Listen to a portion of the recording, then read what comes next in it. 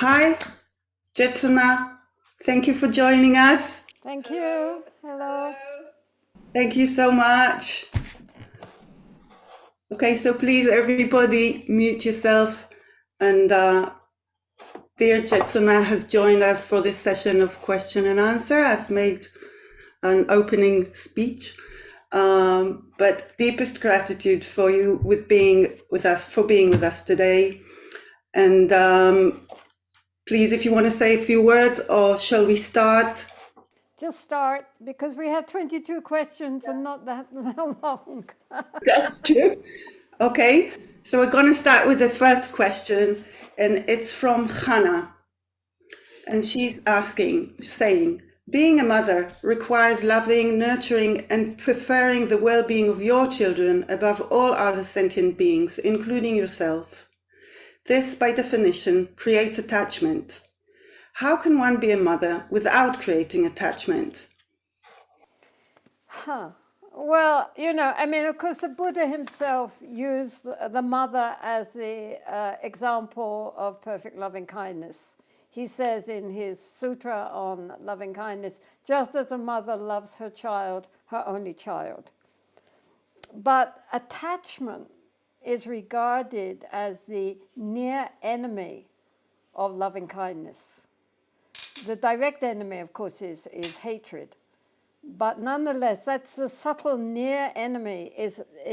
And so what it means is attachment means clinging, right? Grasping, which in Buddhist psychology is regarded as the cause of our suffering and insecurity. So therefore,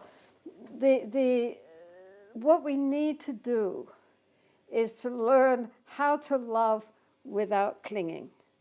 So the example one could give is like a beautiful butterfly in your hand, right? And you look at the butterfly, beautiful butterfly, you love the butterfly, how beautiful it is. But if one says, oh, butterfly, you're so beautiful, don't worry, I'll always look after and protect you. Look, I'm looking after you. No butterfly, right?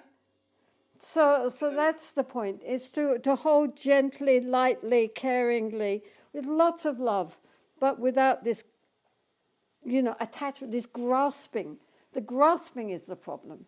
That's what we have to look at and what we have to learn how to release, hold gently. That's beautiful, Jetson. It's easy to say, not so easy to do.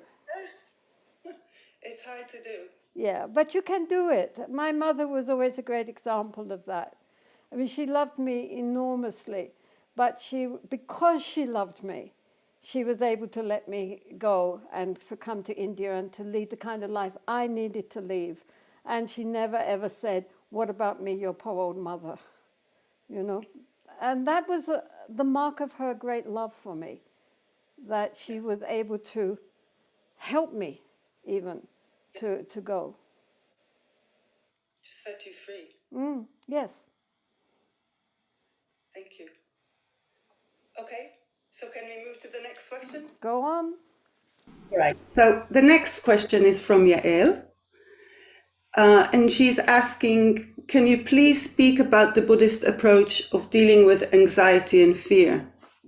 Well, because this is a huge one. I mean, and one could spend, the whole hour just talking about that.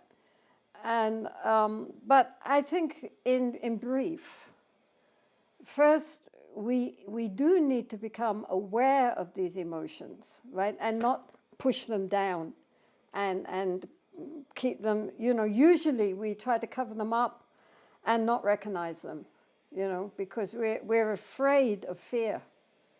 So, of course, fear might be the result of real danger, right? I mean, it might be a warning signal that there is something and we need to take care. We're not stupid, right? So nature, if you look at it, all animals, including insects, they have that panic button, right? Oops, danger is here, rear up, run away, right? So if it's a real danger, then we should, of course, act appropriately. I mean, there's no question. However, many people nowadays, especially, live in anxiety continuously without any real cause, right? And some people, when they meditate, fear arises. I mean, people imagine when you meditate, you're going to get great bliss. But for many people, not great bliss, but fear or anger or strong negative emotions come up, right? Which is not what they're hoping for. So in this case, it's actually important to allow the fear to come up and say, hello, fear. What's your problem? Tell me all about it. Right? And in other words, befriend the fear instead of being afraid and rejecting the fear. Because these negative emotions which we have pushed down in our psyche, they are in the darkness, and in the darkness they grow. So what we need is to bring them into the light of our awareness. You know, sit there, become calm and quiet, watching the breath or whatever. Then when these feelings come up, where in the body is this feeling? You know, sometimes in the stomach, sometimes in the chest. And just accept them with loving kindness. It's very important to really befriend these feelings and allow them to speak. Because a lot of these fear and anger and so forth is often from a preconscious time, or maybe even from a previous life.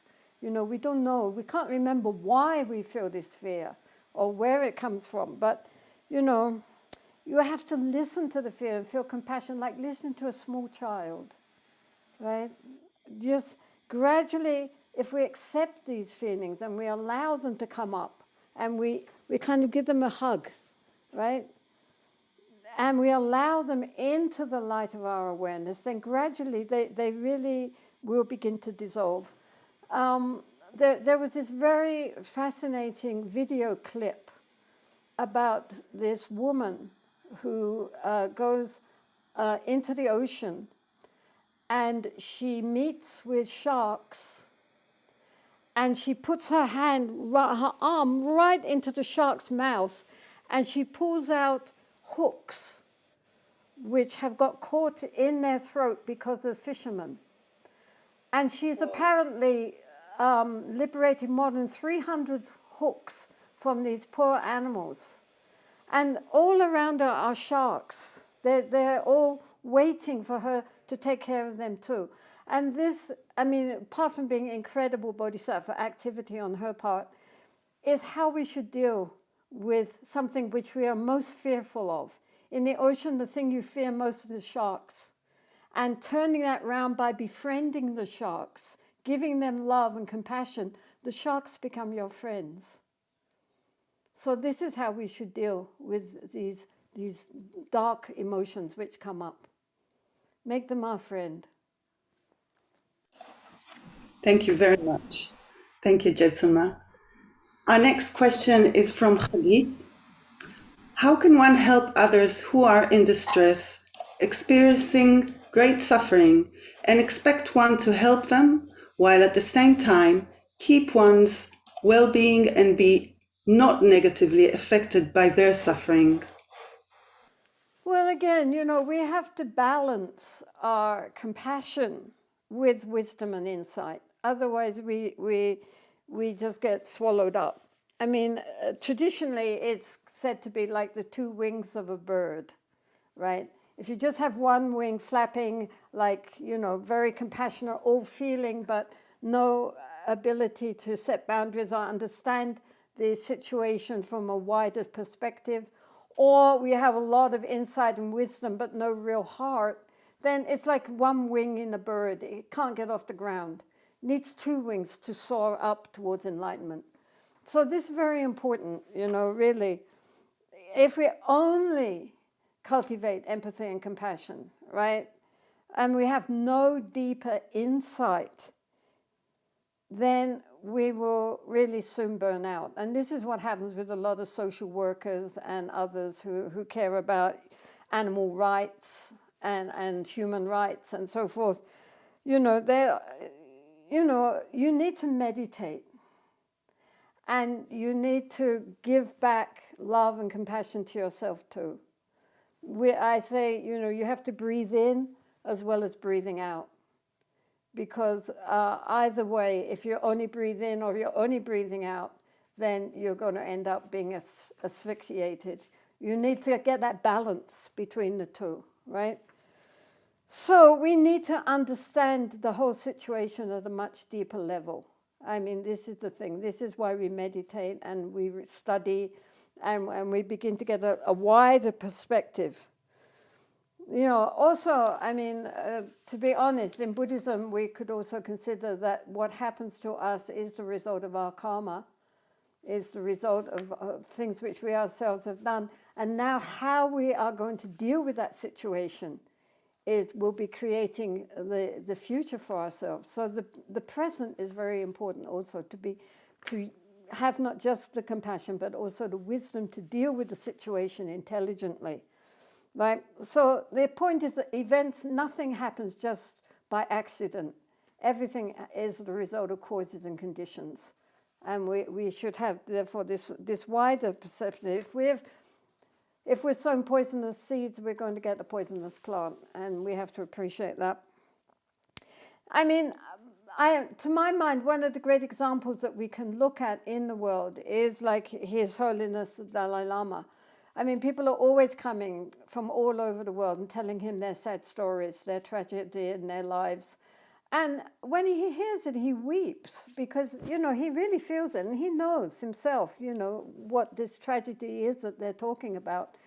But then 5 minutes later, he's roaring with laughter.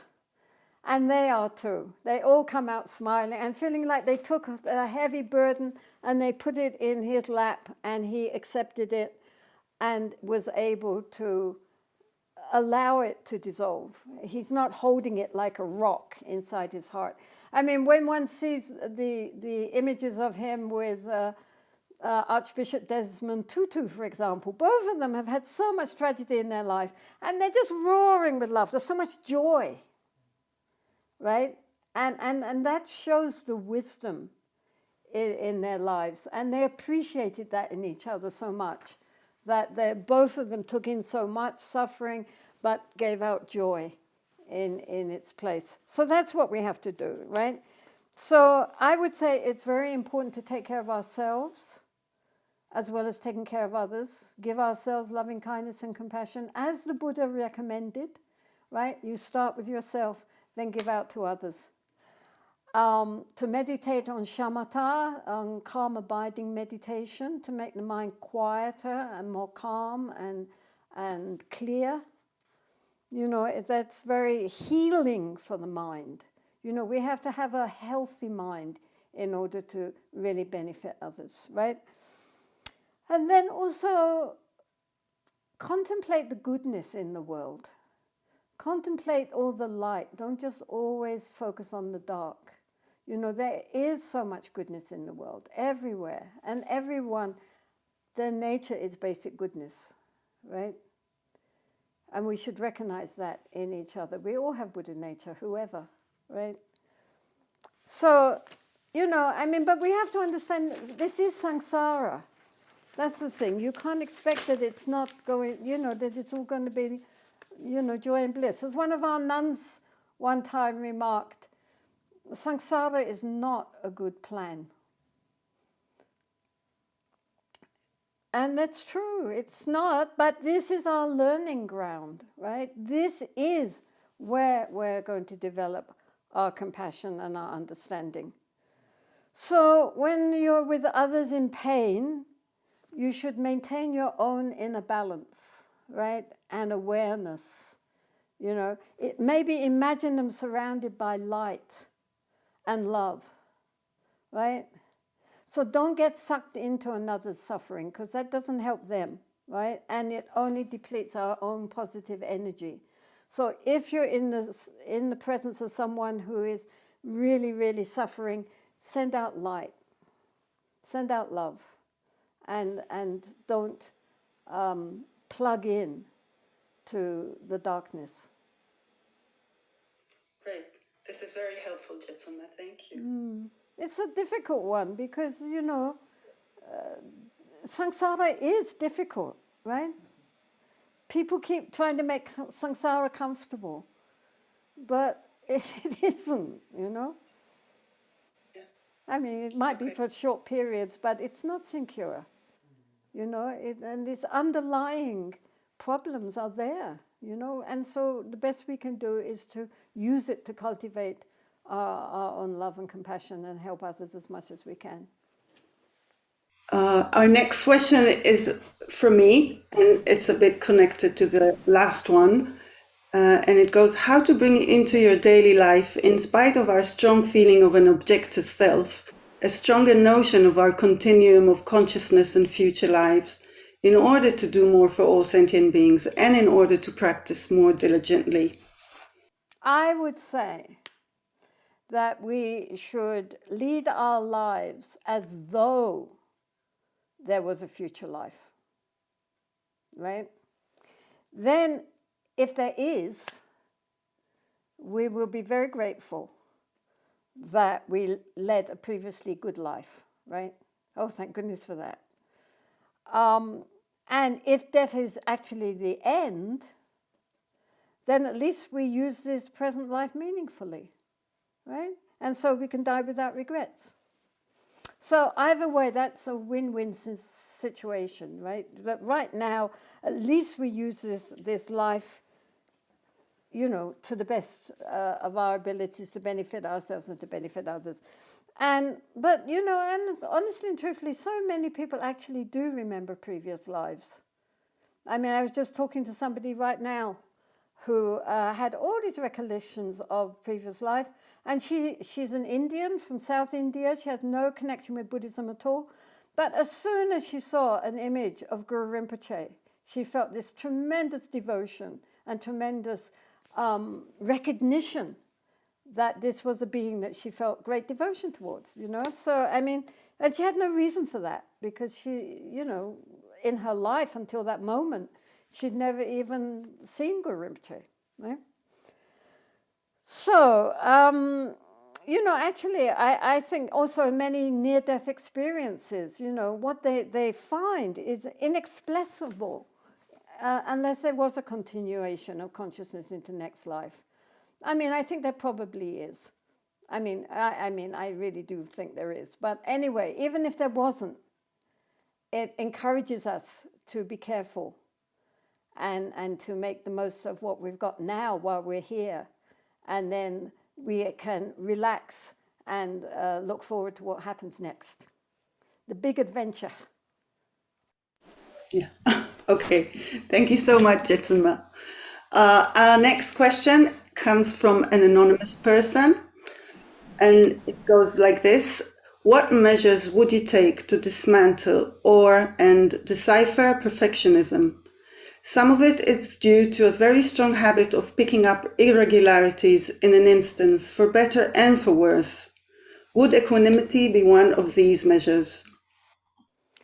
I would say just relax, right? Nothing is perfect in samsara. So why bother, right? Yes, we can keep the mind relaxed, well-balanced, and remember impermanence, that everything is changing moment to moment anyway. So have a sense of humor. I mean, I really think relaxing and having a sense of humor about one's own need to make everything right, right? Just look at yourself smiling, nice sense of humor, not a mean sense of humor, right? And just be aware of that habit when it comes up, of how you want everything to be exactly how it should be. And then just let it go, right? Just relax. I mean, because otherwise, you make your life and everybody else's life miserable. Just see things as they come and let them go. Again, these open hands, right? Because wanting everything perfect is also a form of grasping. It's a form of clinging. And that creates our suffering. but in a nice way. I mean, I think that this is very important, that we shouldn't be beating ourselves up over our problems and our hang-ups, right? We should smile at them nicely, but at the same time, begin to relax their hold. Yeah, smile is so important. I think so. And we smile at ourselves as well as others, because people can be very harsh towards themselves, much more than they are even towards others. And that doesn't help us. It doesn't help us to improve. It just makes us uptight or depressed. Certainly. Thank you, Jetsana. Okay. Question number 6 is from Tammy, different Tammy. She says, I discovered the Dharma 22 years ago when I was 50. I knew right away that I have found that what I was looking for all my life. I was very happy and enthusiastic, and for years I studied and practiced. I could see the change that the Dharma has brought in me. However, in the last years, I feel that I'm stuck. I'm not able to advance, and that I'm losing my inspiration and joy. I don't know the reason for it. Please advise me how to continue. Well, honestly and truthfully, this is a very common problem. And even though it's a very common problem, there's no really straightforward answer. My advice would be to accept the fact that sometimes we are more enthusiastic and sometimes less enthusiastic. This happens to everyone. Even, the great saints go through ups and downs. I mean, but the important thing is to keep at least a minimal practice going, right? It's like holding on to a rope, until you can pull the whole thing back again. At least you're holding on there. You haven't dropped everything. So then, maybe in time, the enthusiasm will come back. I mean, there's no reason why not. Everything is impermanent, including lack of enthusiasm.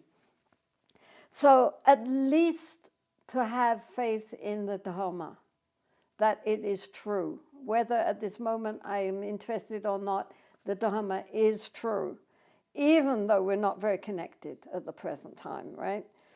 But in the meantime, maybe try reading an inspiring book or watching a good teaching on YouTube, doing a short guided retreat. We can try to kickstart our practice, but sometimes it's best just to let things slide. And in the meantime, just keep a basic shamatha practice, maybe 5 minutes, 10 minutes. Bodhicitta, remembering all beings. Trying during the day to be as aware as possible, as present, mindful, to keep a good, kind, open heart, to be generous when the opportunity comes. This is all Dharma. Dharma isn't just marathon retreats and, hundreds of thousands of mantras and prostrations. Dharma is having a good heart. As His Holiness says, what are we here for? We are here to develop a good heart. And I don't think you ever can lose enthusiasm for that, right? So just try to be kind and try to be as present and conscious as possible, and genuinely go for refuge to the three jewels, and think that all beings that you meet want happiness. May all beings be well and happy. Next question is from Roni. My question is on trusting the path, and this is question number 7. And what to do when you feel you lose trust. I've been a practitioner of Dharma for the last 10 years. The Dharma changed my views. It is an essential part of my life, and it benefited me a lot. However, as much as the idea of karma means to me, sometimes I feel very strongly that it is unjust. I still find myself at times losing trust in a deep way, becoming hopeless and suffering a lot of emotional pain. In these times, what could be best to focus on practice, on what to focus on, practice, do? Well, the point of the belief in karma and its results is that it does explain why some people naturally lead a happy, fulfilled life with no apparent effort, and others struggle and still encounter difficulties and obstacles. So, from a Dharma point of view, from a Dharma standpoint, this is because of their actions in previous lives, which are now ripening, right? We've all of us planted good seeds and bad seeds throughout our countless lives from a Buddhist perspective. And we don't know when those seeds will sprout, right? When the necessary causes and conditions arise, they will come to fruition. This may be lifetimes ahead, right? It doesn't mean that just because you plant a seed immediately it comes up. It might be centuries before it comes up. But this is why good things happen to bad people and bad things happen to good people, right? Even if in this lifetime right now they're very nice, they still have all the crop from past lives to deal with, right? So therefore the only thing that we can do, really, is to take everything onto the path and learn from our experiences, right? So use this life to cultivate the causes and conditions for a better life next time. I mean, this is the whole point of Lojong, the mind training, is that even when things come up which are very difficult and which we normally would think of as being an obstacle, if we change our attitude towards those things, then they become our opportunity for growth, and they become the next step on the path, right? I mean, it's never considered that everything's always going to go the way I want it to go, right? Because that's just the ego wanting, as I say, to make samsara comfortable. But samsara isn't comfortable. And, you know, the point, the skill is to take everything and use it as an aid on the path.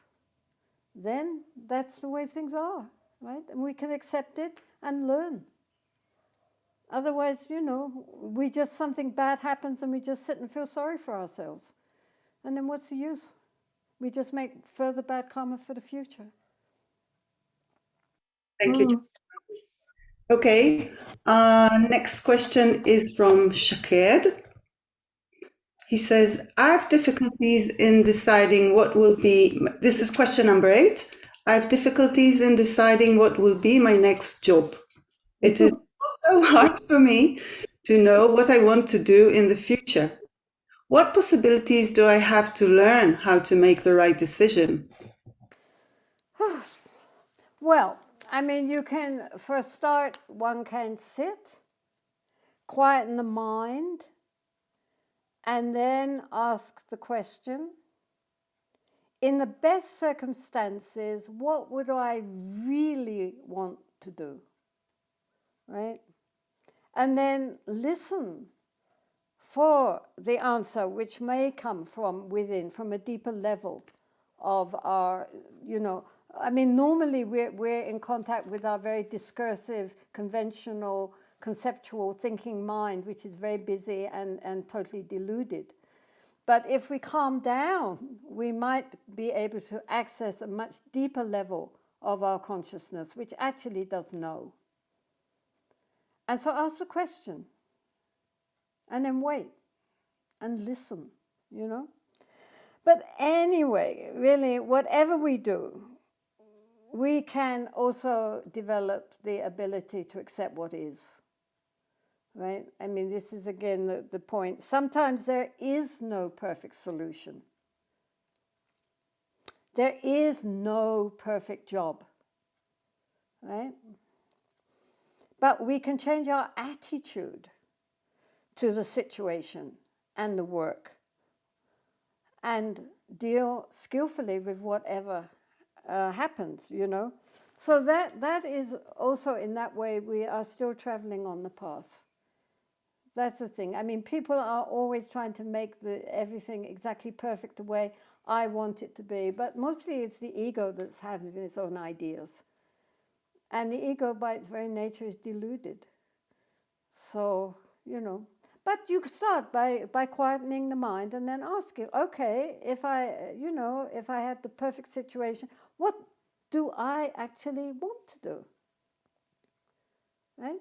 And see what the answer is. Maybe you can do it, maybe you can't. But, well, all right, what do you want? Okay, that's very helpful. Thank you. I don't know if it's helpful, but, the thing is that we are always trying to maneuver situations to suit ourselves instead of trying to create a self which will deal with all the situations. Do you understand? We always think that if we maneuver out of circumstances, then we'll be happy. And we don't recognize that the real genuine happiness comes from our inner acceptance of how things are. Yeah. Like you said, samsara is a difficult plan. It's not a good plan, but it's what we've got, and this is where we learn. It's our schoolroom. Thank you. So we'll move on to the next question, which is from Leora. Reading the biography of Marpa, I learned that he kept on receiving more and more initiations and teachings even after he has attained the deepest realizations. On the other hand, when Gampopa asked Milarepa for the last teaching before he left, Milarepa turned his back on him and showed him his bottoms, hard as stone, and told him just to sit and practice. Leora's asking, what can I learn from these two stories? How to find the balance between more and more teachings and the feeling that actually I have just to practice what I had already heard from the lamas? Well, honestly and truthfully, especially in Tibetan Buddhism, the different practices are endless. There are so many lineages, so many deities. Marpa was a translator, and he was a major transmitter of the tantras from India to Tibet. So he wanted to get as much as possible and translate for the future of the lineage. But, Milarepa just got what Marpa told him and just sat down and did it, right? He didn't get, hundreds of different practices. He only got, in fact, the six doctrines of Naropa and Mahamudra. That's all he ever practiced, and that's what he passed on. Ordinary people are best finding a practice that suits them, that they feel comfortable with, and then sticking to it until the benefits are realized. Otherwise, we're just digging lots of shallow holes in the desert, and we will never reach the water source. That's the point. Milarepa only knew what he needed to get from Marpa, and then he just sat down and did it, right? So that's the point. So get the teaching that you need from your lama, your teacher, and then just go away and practice. That's enough. That's all we need to do. Thank you, Tetsuma. Next question is from Orit. In Buddhism, great importance is attributed to one's consciousness at the time of death. What happens in that respect if the dying person suffers of dementia? Can anything be done to help? Okay, so basically the underlying subtle consciousness, right, still continues, even if one has dementia or is unconscious, right? That's the point. This dementia and unconsciousness is only the gross consciousness. It's not the very subtle consciousness. That continues. It never can break. And so don't worry, right? The subtle consciousness is still going. But it's good to say prayers quietly at the time of passing. because even they might even be able to pick up that, but very quietly, not disturbing the person in any way, but quietly, maybe even under your breath, recite mantras or say prayers and wish them well on their journey. But really, don't worry, the consciousness continues. Next question is from David. He's asking, what would be your advice for dying people at the very last days or even minutes of their life? For instance, in case of a sudden critical health condition or a fatal accident? And please relate Jetsuma both to Buddhist practitioners and to secular people as well. Well, if we know that death is going to be very soon, it's important to advise people to let go of their attachments and their resentments, right? I mean, obviously, if they've got a fatal accident, there's no time. But in general, if someone like has a terminal illness or something like this, then we should say, let go now. Let go of your grasping at loved ones. Let go of all your resentments and anger to those who have harmed you in the past. Just let go. Forgive everyone who's harmed us, right? And forgive ourselves too for all our past mistakes. That is also very important, that we have forgiveness for ourselves.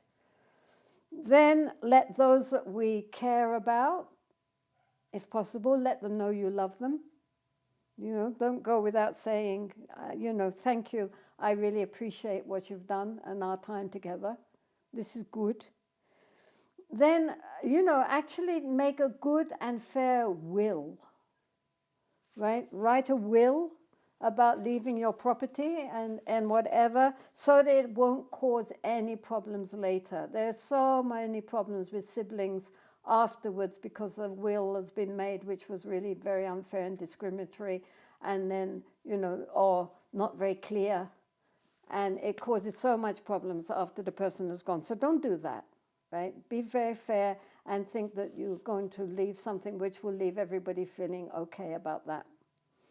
Let go of any clinging to possessions, position, who you think you were, and all the people around you as much as you possibly can. Let it go, because the only thing we're taking with us is our consciousness and our karma.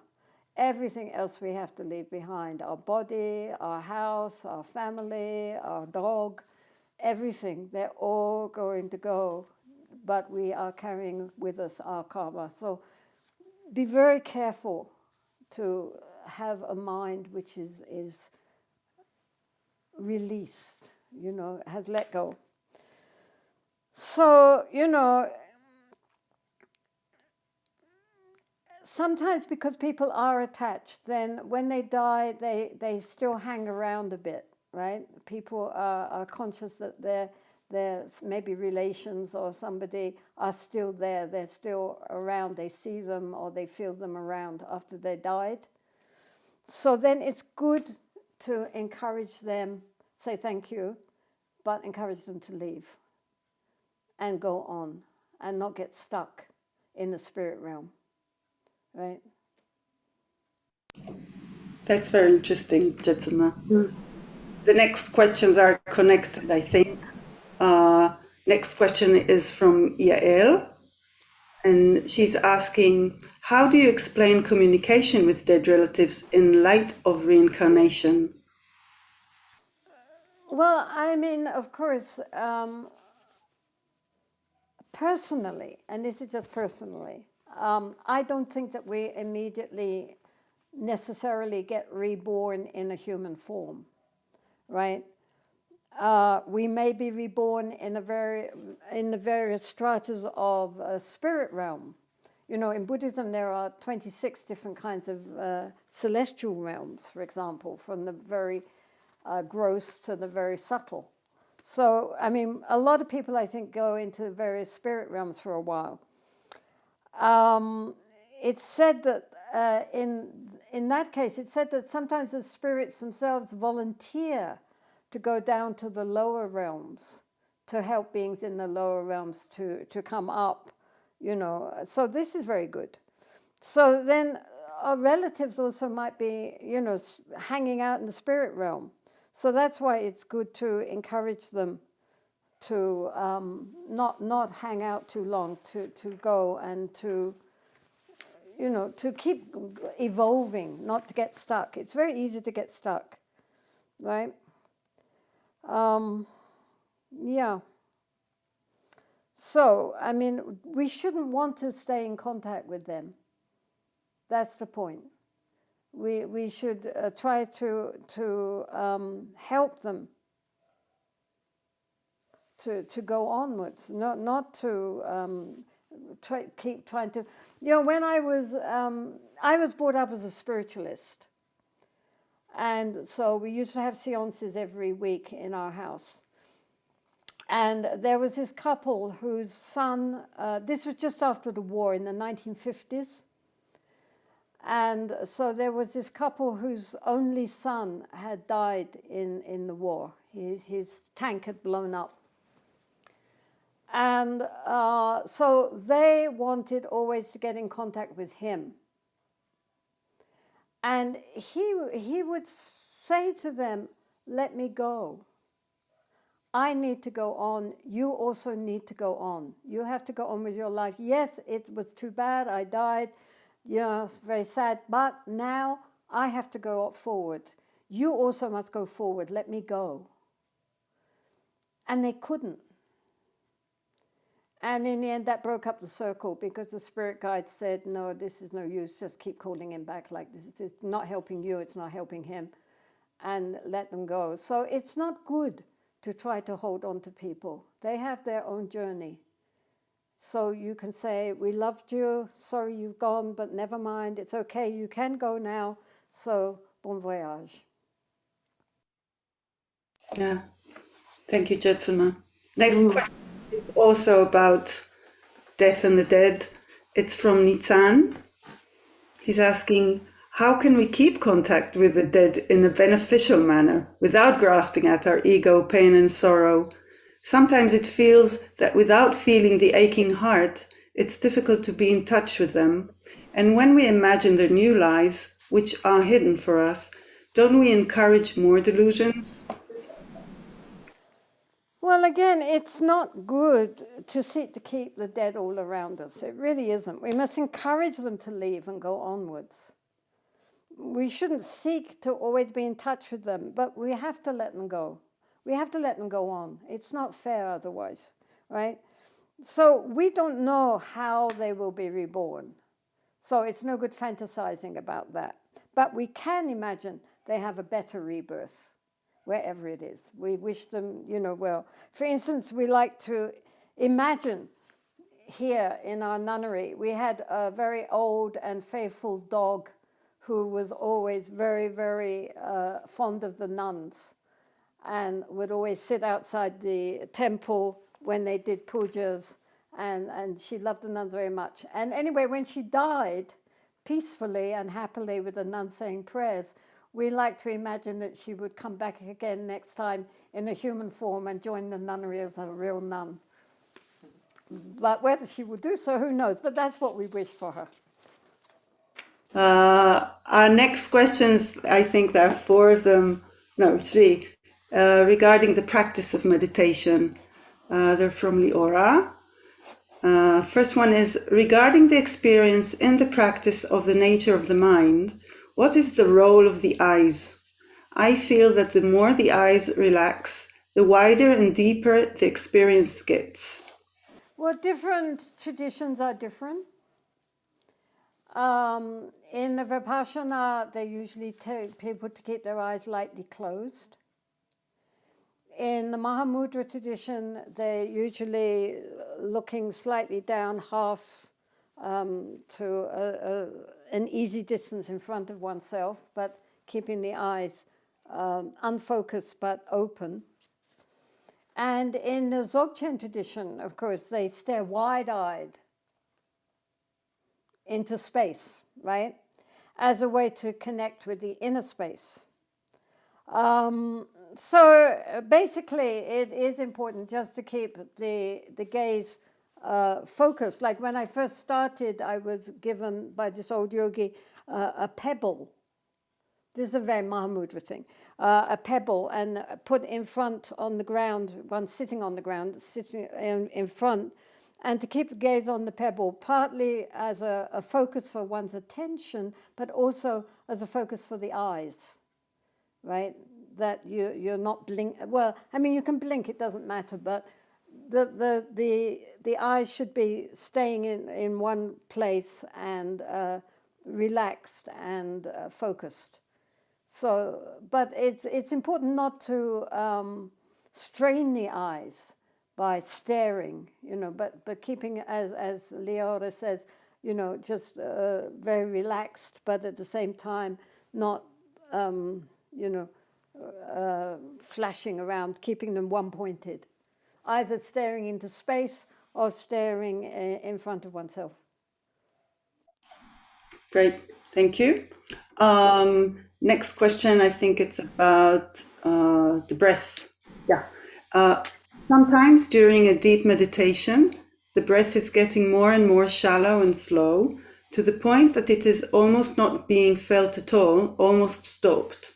It is not frightening at all. It is a pleasant experience. Does it have any significance? Yeah, actually, this is very normal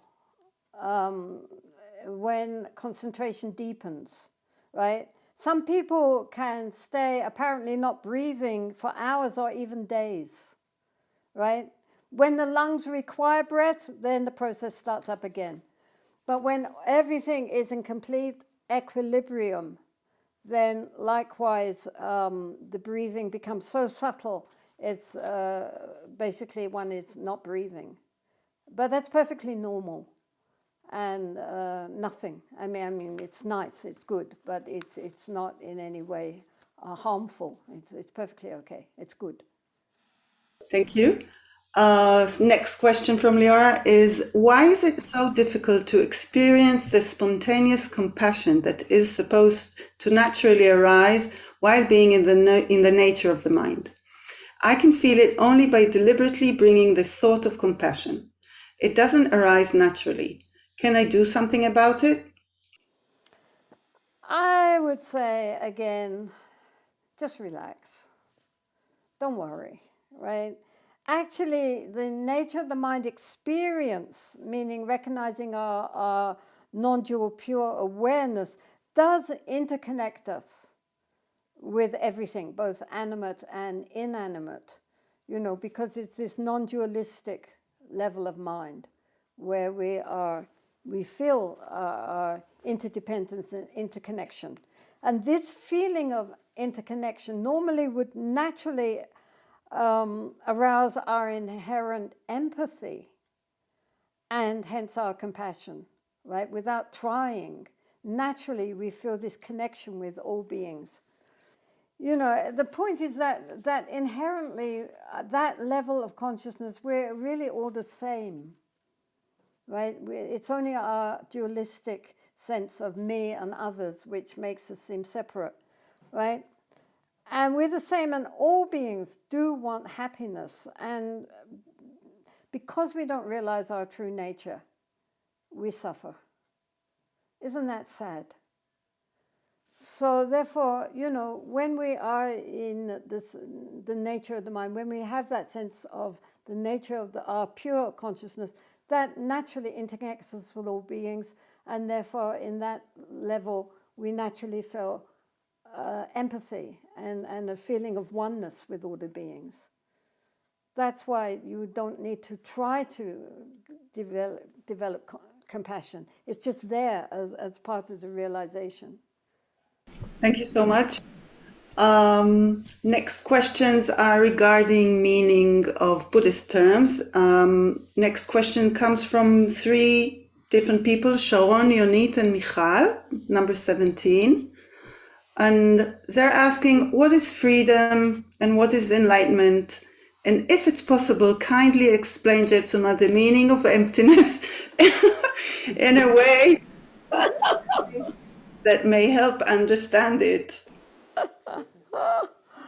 Oh, this simple little Well, okay, let's try some definitions here. So, freedom or liberation is being free of our ego, right? Our egoistic identification, me, right? Which brings along with it, the sense of me also brings along with it our afflictive emotions like anger, greed, attachment, jealousy, pride, and all these other things, which are all based on our ignorant, self-cherishing mind, right? So if we let that go, if that can dissolve through our wisdom, then it's like dropping a heavy backpack full of rocks that we've been carrying up the mountain. What a relief. What a release, right? That's the feeling. The mind is clear and open instead of being boxed up with our conceptual thinking, right? Which is always revolving around me, right? When that goes, that's freedom, right? Enlightenment, on the other hand, means different things to different people. I mean, it's a lot whether you mean enlightenment with a little e or enlightenment with capital letters radiating lights, right? So the big E is Buddhahood. And that means the complete eradication of all our ego-based ignorance and 100% in the state of non-dual awareness 24/7, right? You are totally immersed in supramundane, pure consciousness at all times. So according to the sutras, this also means that we know the three times. We know the past, we know the future, and as well as seeing the present exactly how it is, not through the lens of our delusion and our misapprehension. It means total omniscience, right? But small enlightenment with little e, usually just means some genuine realization on the nature of the mind, right? Some genuine realization of the next thing, which is emptiness, shunyata, right? So shunyata is another word which changes its meaning in depending on the context, right? But emptiness, I'll call it emptiness, but that's shunyata. Emptiness is not a thing or a dharma in itself, right? But it points to the non-self-existent nature of all dharmas, of all things, right? So normally we think of things as being very solid and separate and the way they appear to our senses, right? Everything is just how it is. And this is reality. But actually nothing exists in isolation, but only in a state of interdependence and interconnection. We don't see that. That's our problem. Things look enduring and solid, but the thingness in itself can never be found. You can never really find the thing which can never ever be reduced into something else and is totally solitary and not interconnected with anything. You can't find that, however much we look, either in the mind or in external objects. So, everything can be reduced to ever more subtle levels without anything real or interdependent ever being found. And the empty, spacious nature of reality therefore allows for everything to manifest, because it's this openness, this spaciousness. That's with objects. And when it comes to the emptiness of the mind, then thoughts and feelings themselves are not solid and real. We believe in our thoughts and feelings, but actually they're just momentary mental impulses, right? They're like bubbles. They look very bright and solid, but click, where is it? It's all empty, right? They're empty and they disappear. So even the nature of our mind our pure primordial awareness, even that is compared to an empty sky. It's compared to space because you can't grasp it, you can't see it, right? You can't own it. But it is also not just empty, it's also luminous consciousness, right? Unlike the sky, which is unknowing. It means knowing, it means beyond the duality of knower and known, there is pure knowing. And that's the nature of the mind, the empty quality, which means it cannot be grasped, but it's all pervading like space, right?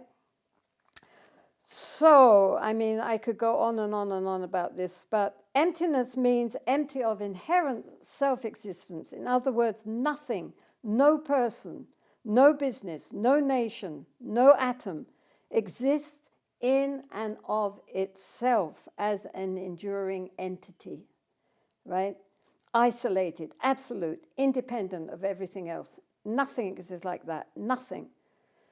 Emptiness points to the interconnectedness of all things, all processes and phenomena. Right? Got that? Wow.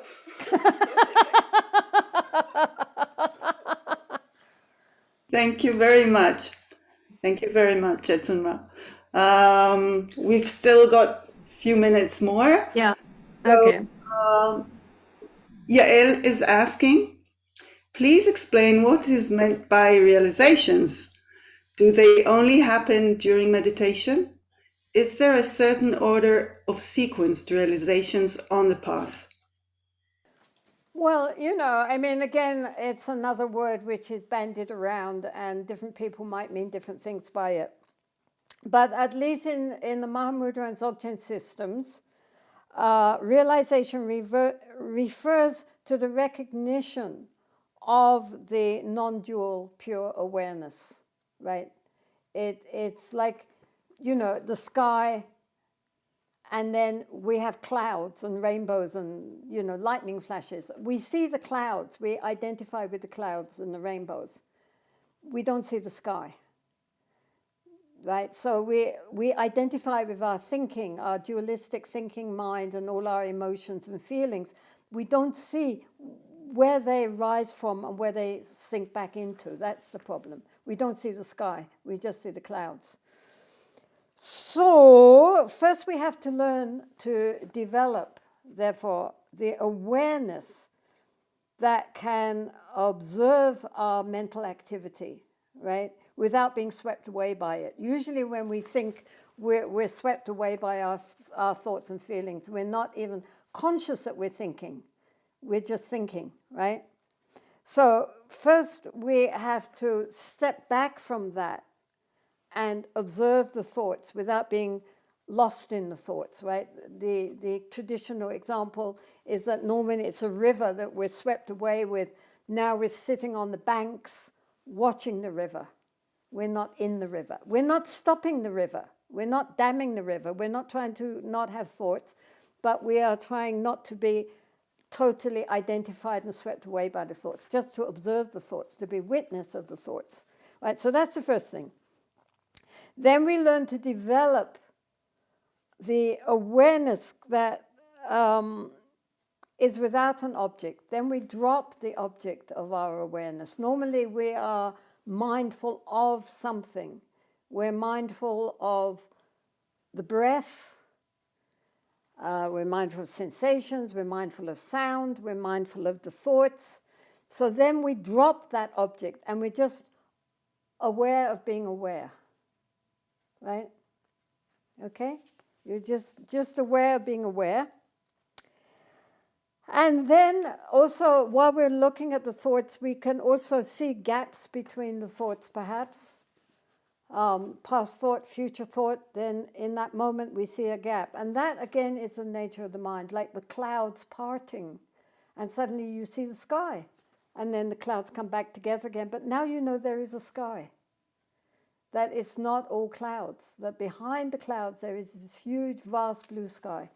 And that after that, that's what we are trying to reconnect with. It's the sky and not the clouds. So that is realization. When we first see that glimpse of our pure primordial wisdom mind, that is a realization. And then after that is to stabilize it. That is a challenge, right? My Lama said, once you realize the nature of the mind, then you start to meditate, right? Because what we're trying to do is to recognize our pure awareness. So the point is that,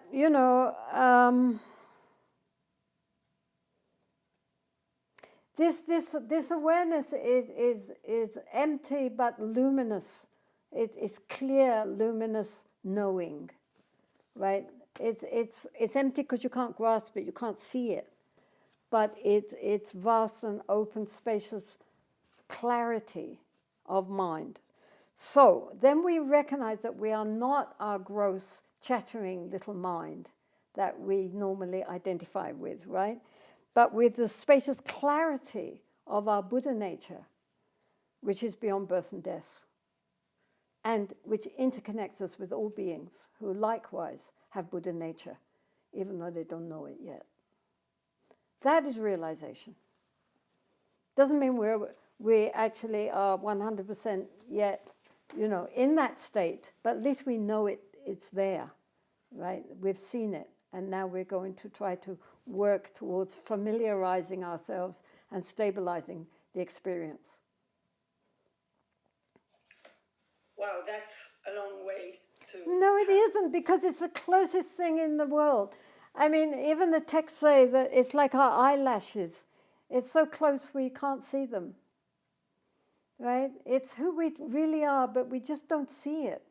All we have to do is recognize it. It's not that we have to gain something we don't have. All we have to do is recognize what is already there, looking us like this, but we can't see it. Yeah. Okay. Thank you. Thank you so much. Actually, our hour is finished already. So I don't know. I won't continue because I'll just say all of our deepest gratitude for you joining us for this session. If you'd like to add something, it's been such a privilege having you with us, and hopefully having you next time.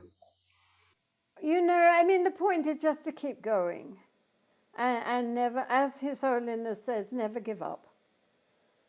And, even if we put one little hesitant foot in front of the other, at least we keep going.